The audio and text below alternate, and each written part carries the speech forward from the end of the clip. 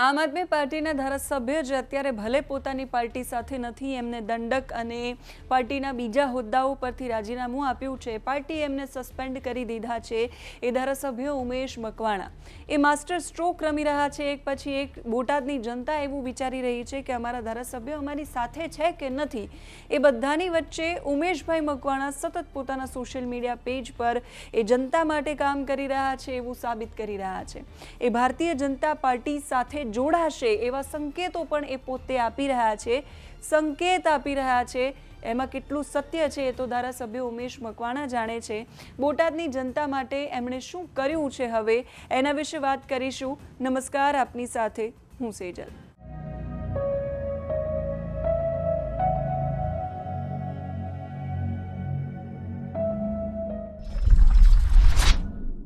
એક તરફ કોંગ્રેસમાં કકડાટ ચાલી રહ્યો છે। શક્તિસિંહ ગોહિલે કડી અને વિસાવદરની ચૂંટણીની જીત પછી રાજીનામું આપ્યું છે।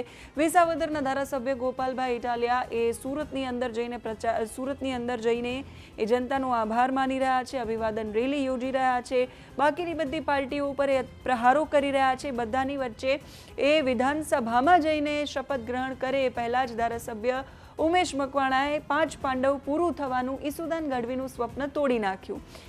હવે આમ આદમી પાર્ટીના 5 પાંડવ છે વિધાનસભાની અંદર પૂરા થવાની શક્યતાઓ નહીવત લાગી રહી છે, કેમ કે ધારાસભ્ય ઉમેશભાઈ છે એ રાજીનામું આપશે એવી અટકળોની વચ્ચે ઉમેશભાઈ રોજ નવા ખેલ પાડી રહ્યા છે।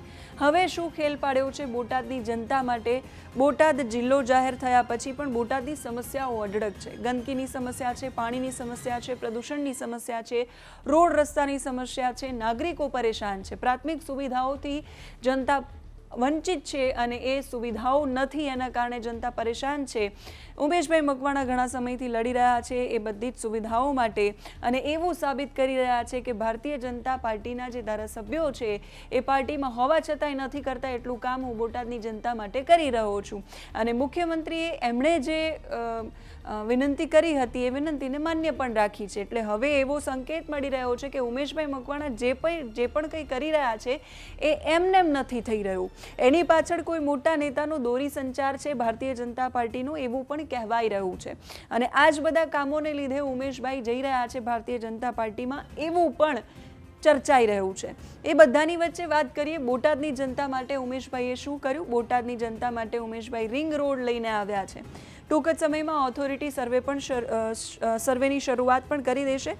બોટાદની અંદર ટ્રાફિકની સમસ્યા બહુ જ લાંબા વર્ષોથી છે, એટલે ઉમેશભાઈ મકવાણાએ મુખ્યમંત્રીને રજૂઆત કરી હતી અને એ રજૂઆતને માન્ય રાખવામાં આવી છે।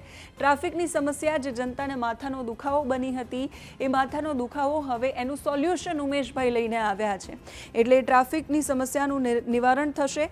ધારાસભ્ય ઉમેશ મકવાણાની રૂબરૂ રજૂઆત એ મુખ્યમંત્રીને મળ્યા અને એમણે રૂબરૂ રજૂઆત કરી, એટલે એમના આદેશથી હવે ટૂંક સમયમાં બોટાદની ફરતે રિંગ રોડ બનાવવામાં આવશે। એ રિંગ રોડ બનશે એટલે ટ્રાફિકની સમસ્યાઓ છે એ હલ થઈ જશે અને ટૂંક જ સમયમાં એ રિંગ રોડ બનાવવા માટે ઓથોરિટી છે એ સર્વે પણ શરૂ કરી દેશે। તો ઉમેશભાઈ મકવાણા છે મુખ્યમંત્રીને મળીને આવ્યા છે, એક બાજુ એમના રાજીનામાનો ખેલ ચાલી રહ્યો છે, એક બાજુ આમ આદમી પાર્ટી છે એ પોતાનો ખેલ અલગ લડી રહી છે, બીજી બાજુ ભારતીય જનતા પાર્ટીમાં જાણે હમણાં બધું જ રોકાઈ ગયું છે એવું ચાલી રહ્યું છે, કેમ કે ન તો પ્રદેશ પ્રમુખ જાહેર થઈ રહ્યા છે, ન મંત્રીમંડળનું વિસ્તરણ થઈ રહ્યું છે અને એ બધાની વચ્ચે વિસાવદરની ચૂંટણી હારી ગયા છે, એટલે આમ પણ ભારતીય જનતા પાર્ટીમાં સન્નાટો છવાયેલો છે।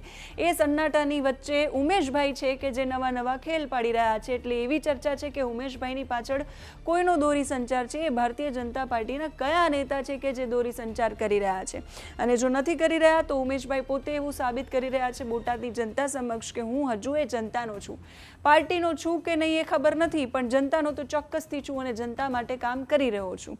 ઉમેશભાઈના આ ખેલ આવતા દિવસોમાં રાજનીતિમાં કેવા સમીકરણો રચે છે એ જોવાનું મહત્વપૂર્ણ રહેશે। તમે શું માની રહ્યા છો એ કમેન્ટ કરીને કહેજો। અત્યારે આ વિડીયોમાં બસ આટલું જ। નમસ્કાર।